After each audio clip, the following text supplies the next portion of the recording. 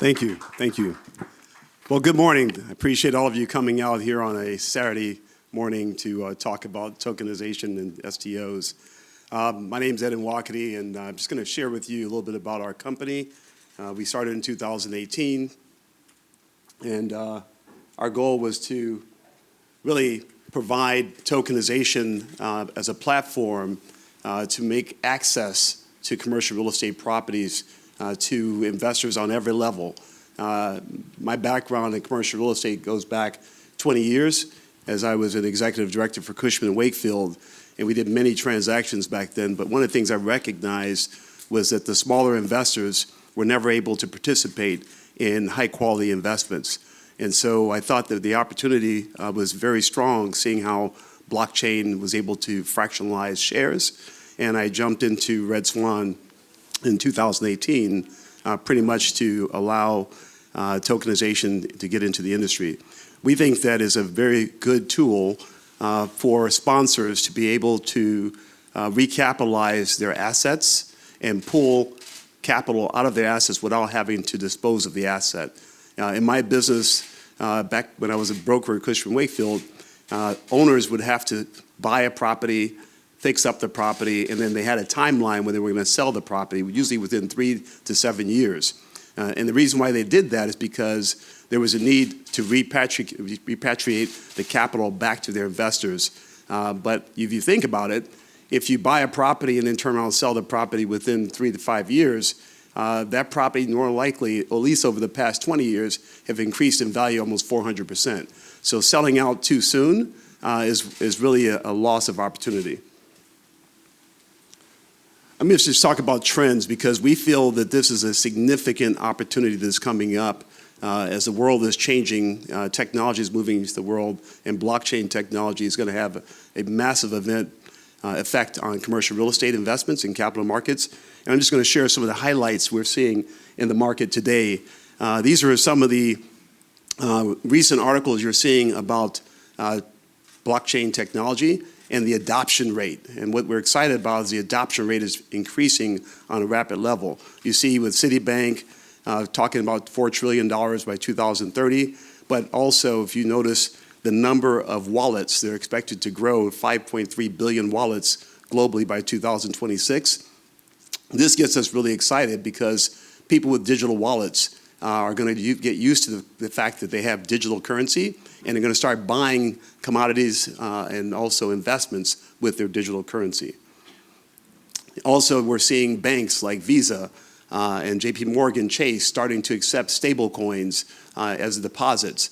That's also very appealing because that means people are now using stable coins as a form of currency. And we think that if you have a digital currency, buying a digital asset, like you're buying cryptocurrency or NFTs, is much easier when you have a digital currency. If you have to convert your currency from digital to fiat, it's much more costly because you have more transactions. So we are very excited about the fact that digital currency is moving rapidly into around the world. But this is another interesting chart that gets me very exciting.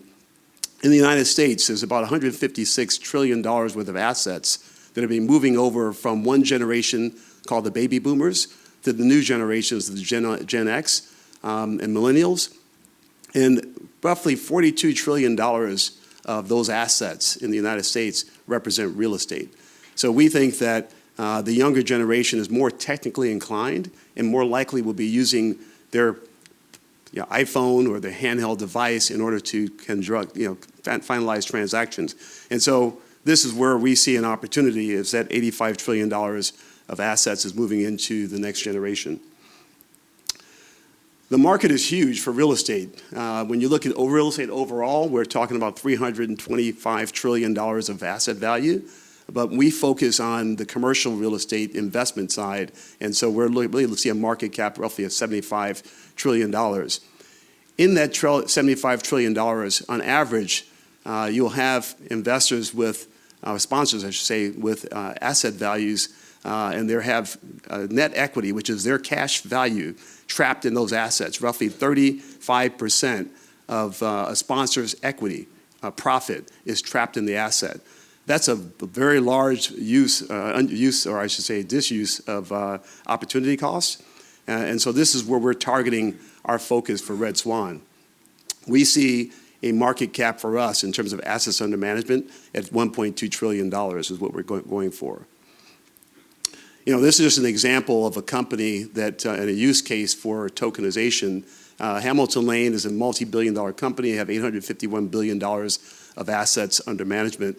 And they typically have investments that they offer to LP investors, but the minimum investment size was roughly $2 million.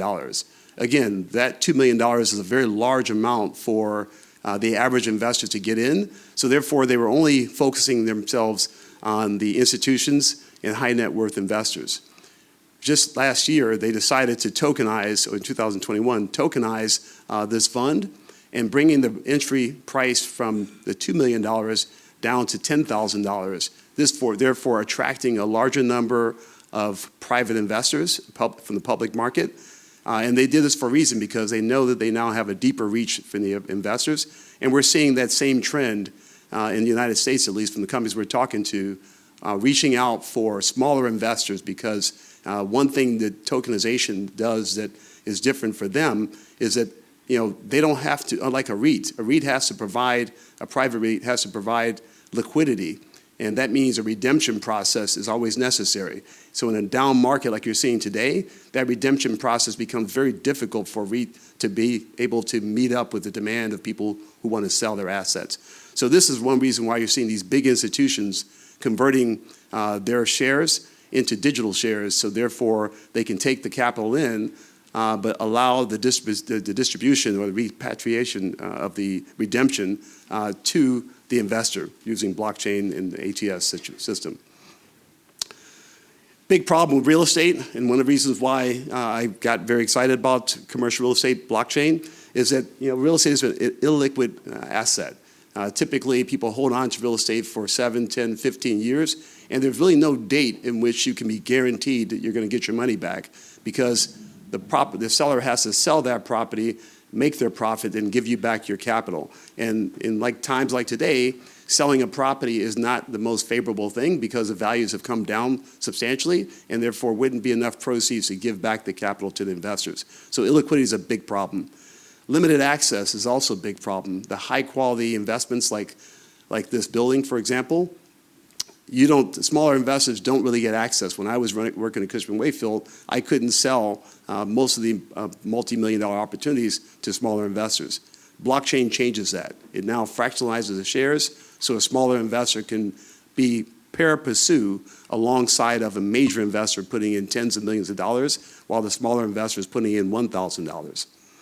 Also, because they can put in $1,000, that makes the investment much more affordable for investors. And I think that's what most people are looking for, is a way that they can buy a high-quality asset at a price that meets their budget. And the last thing, the point is transparency. REITs, giant REITs, most people who buy giant REITs don't know all the things that they are buying into, because most of the investment information is not privy to you. So you don't know how much capitalization is going into the REIT structure in terms of cost. You normally have a large load that you have to pay to get into the investment, and also a large load you have to pay to get out of the investment. Blockchain helps to change all of that. With our platform, we're now able to provide the 24/7 liquidity option, meaning that if you buy a share of an STO of any particular property, you can come to the STS or to ATS and ask for it to be listed and sold. And there's no guarantee that you're going to sell immediately right now with a nascent market, but it gives you that option to put your price point out there and allow thousands of investors to be able to bid against your price point to give you liquidity. That's amazing and very, very positive benefit that never existed before. Also, we are now opening the market to global investors. Like I said, I used to go to China quite a bit, in Singapore, when I was selling a lot of assets at Cushman & Wakefield. Again, working with larger family offices and high net worth investors. But now, markets like Vietnam or Nigeria or Thailand can also participate in large investments, because this is now a global opportunity for them to buy into. So this is really a positive benefit for the sponsor, who has been typically limited to just the United States in order to buy or bring on Reg S or Reg D investors from the United States. And so now this market opens wide up for global access. These are some of the benefits. I think sponsors, like I say, getting an opportunity to unlock that capital is significant, because if you have to continue to buy and then sell and then buy and sell, you're not building your asset base as you could be. But if you can buy an asset and recapitalize 80 to 90% of your equity and pull that cash out and still be the GP partner, then all of a sudden that's a much better and healthier situation for the sponsor, because the sponsor can now take capital out of their asset and deploy it towards new properties or new development projects, which I think is a major benefit for sponsors, which has been one reason why I think RedSwan has been successful in adding properties to the blockchain. We've already talked about the liquidity factor for investors, but there's major benefits with tokenization. I think from the sponsor standpoint, because real estate owners are the sponsors, this is something they haven't seen before. And in today's market, where you're seeing very illiquid banks not providing loans, tokenization is very relevant as a solution. All this is necessary in the United States. You have to be registered. When you're selling digital securities, and RedSwan knew from day one that we're selling digital securities, so the first thing we did was get our license. The first license we obtained was the IRA license, which is a registered investment advisor license, which allows you to manage the assets on behalf of your clients and charge a fee. But then the second license is the security broker-dealer license, which is managed by FINRA, and this allows you to conduct transactions to move a security from one customer to the other. And so this has been a big problem for people in our industry, because getting a license takes time. You have to go through audits, you have to go through meetings with the SEC, and I think many people kind of skirted that opportunity or that requirement and sometimes face litigation problems. We have our licenses, and we are now doing business and working with the SEC, and we're working on also our ATS, automated transfer system, in order to provide liquidity to our customers. Also, as a requirement for selling securities, you have to have a KYC. This is for U.S. investors as well as foreign investors. The KYC basically on our platform is just you put your information in, you give a copy of your biometrics, and we scan it to make sure you're not on the AML list, anti-money laundering list, or an OFAC list, which means that you're a clean investor and not trying to do anything that's illegal or illicit. So we go through that with every person who tries to buy, but once you have been cleared with your KYC, you're able to buy transactions continuously, but then you have to renew that every single year. One thing I think is important to note about RedSwan is that we are a full service provider. We just don't provide technology and ask the sponsor to do it themselves. We actually walk the sponsor through the full process. We create the token on our token studio. This is when we mint the token and use and issue a ticker symbol that our client is interested in and is available. We also issue those security tokens into the sponsor's wallet. We never hold on to assets because we don't have a custodian license, but we put the assets into our sponsor's wallet, and now our sponsor is able to move those assets from investors who are trying to buy to the investor wallet, which is self-custody. So we provide the issuance, we provide the cap table management, which means that any corporate communications, dividend distributions, or stock splits, whatever communication is going to the investor, RedSwan handles on behalf of the sponsor, so that the sponsor doesn't have to do business with 2,000 investors. It might be a little bit uncomfortable. And then finally, the ATS, which is what provides the liquidity for investors. So when you buy shares and you want to sell it, you now call us or let us know electronically. We move your shares to an ATS. That's now given visibility to 10,000 people, which is going to continue to grow even more, to be able to see what you're offering and come up with a counter offer. That's how you get liquidity on security tokens.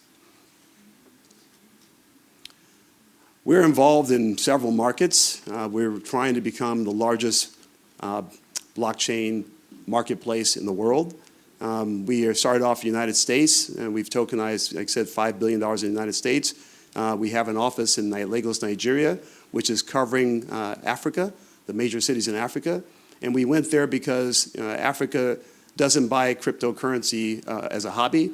Many people who buy Bitcoin and cryptocurrency in that market, they're using it as a way of life. They're using it as a way of investing to hold their currency steady so that they don't lose their capital. Because with hyperinflation in those markets, they put 10,000 of their dollars in the bank. 2 months later, it might depreciate by 26%. So by buying into cryptocurrency, they're able to stabilize their assets and then use that for business. We thought that's a great opportunity for us to jump into that market because we think now allowing them to buy high-quality U.S. real estate shares that are paying in dollar-denominated dividends gives them a way to hedge against inflation, not just cover themselves on inflation. And then finally, we're moving into the GCC. I'm proud to say we closed a deal. We haven't even announced this to the world yet, but we closed a $3.5 billion transaction portfolio in the GCC, and I'll show you a little bit about that in a few minutes. A little bit about me. Like I said, capital markets for 19 years, 14 of those years with Cushman & Wakefield as the executive director of capital markets. So I know a lot about transactions, know a lot about solving problems in real estate. And so I did a lot of business in Asia because we had sponsors who were building all over the country, and we had investors from all over the world. So I really enjoy real estate, but I saw this as an opportunity to change the world and change the way the business is done. So I resigned from my position at Cushman & Wakefield and started RedSwan. Even though people thought I was crazy or had bumped my head, I kind of saw the future with blockchain technology, fractionalizing shares as a way to advance the industry. Also, our team, one thing that makes us a little bit unique is we have 65 plus years of experience in real estate, technology, and also broker-dealer responses. So you see our team here, they're experts in technology, experts in broker-dealer for 25 years as a broker-dealer, as well as commercial real estate. So we're able to really talk to our clients and understand their needs and solve those needs with using blockchain technology.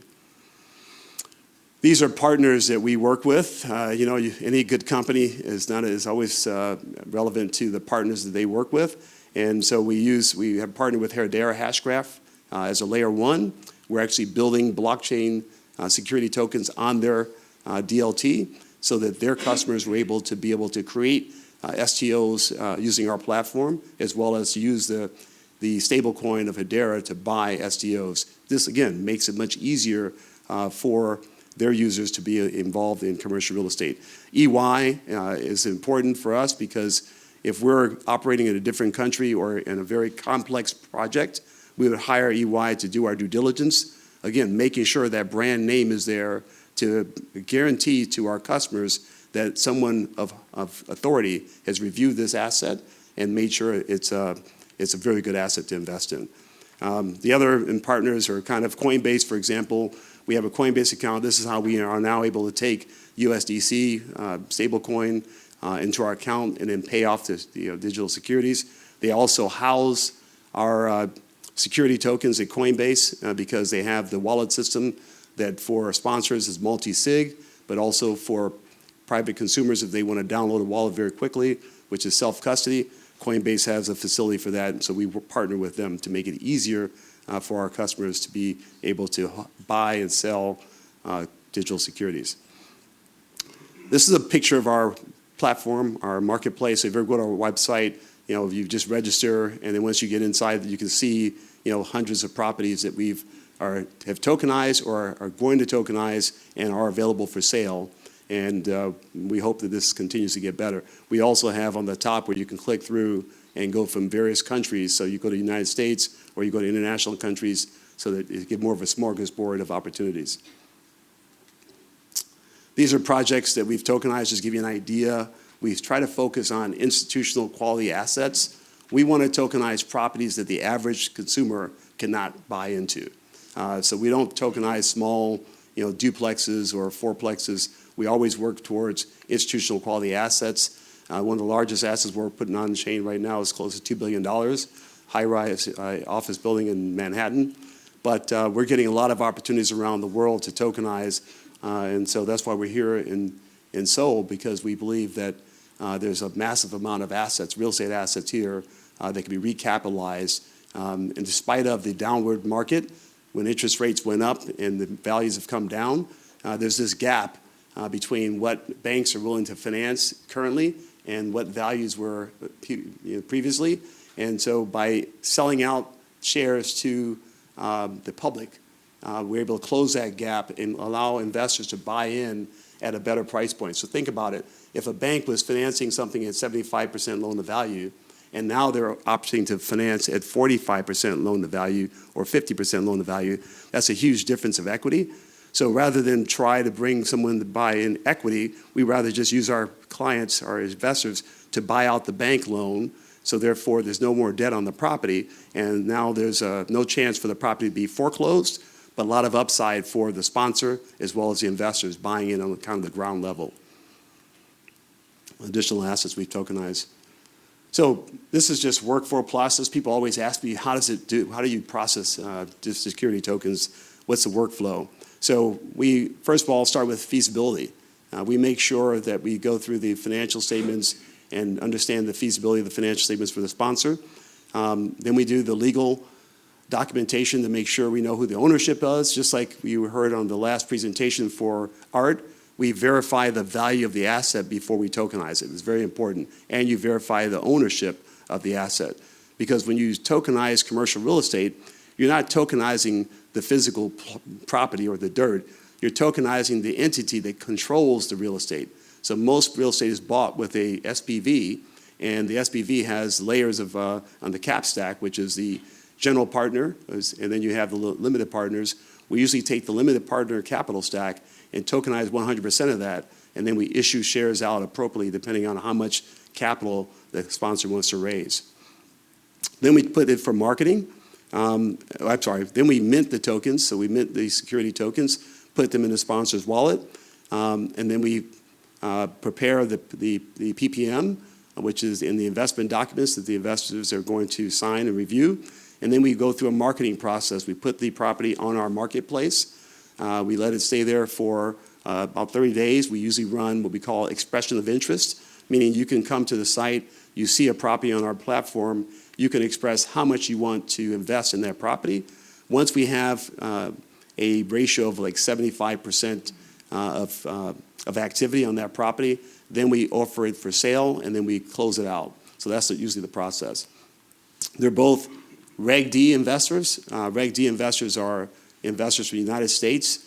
They have to be accredited, which means that they have to have $1 million worth of net worth outside of their house, or $300,000 average household income.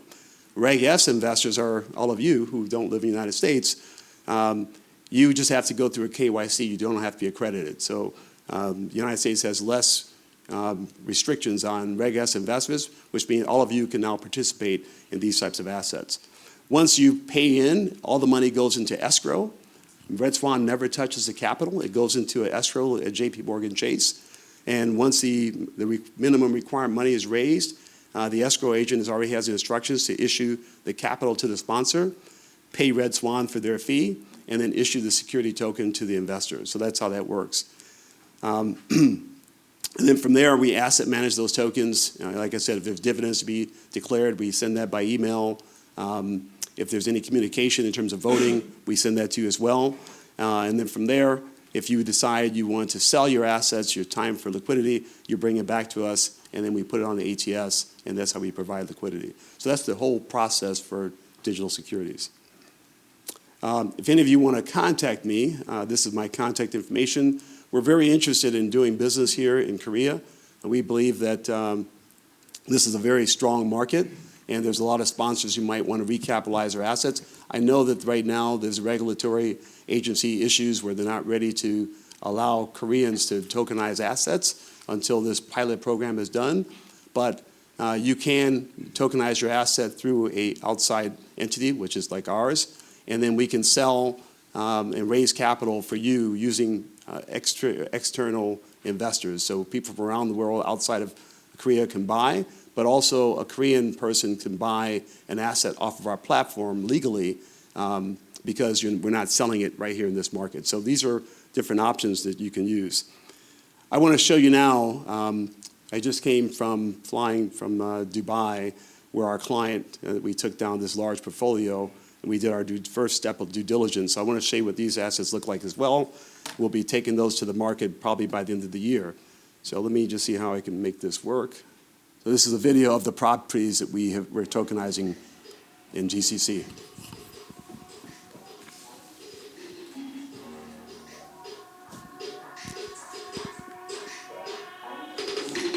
This is development land for mixed use. These are stabilized assets.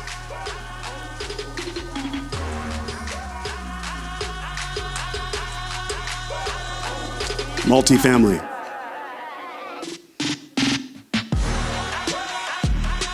Of course, retail.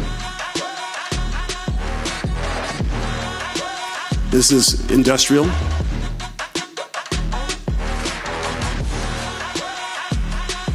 This is actually 3 million acres, 3 million square meters of land for feeding their livestock. And of course, this is the marina area. Residential and hospitality. Thank you. Any questions while I'm here?